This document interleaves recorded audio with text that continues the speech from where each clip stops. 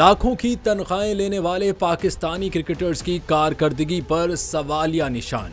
World cup में बदतरीन खेल पेश करने के बाद कौमी खिलाड़ियों की सैलरी की तफसीलात जारी कर दी गईं। पाकिस्तानी टीम अमेरिका में जारी वर्ल्ड कप से आउट हो चुकी है, जिसके बाद खिलाड़ियों के सेंट्रल कॉन्ट्रैक्ट के हवाले से भी खबरें ज़ेरे गर्दिश हैं।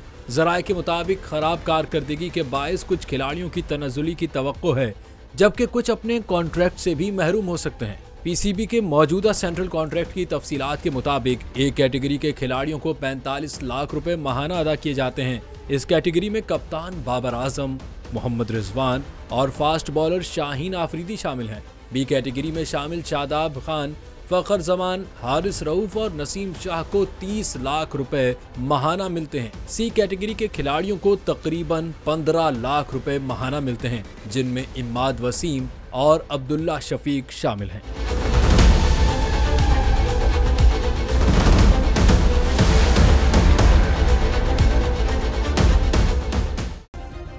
सब्सक्राइब करें और बेल दबाएं ताकि कोई खबर रह न जाए।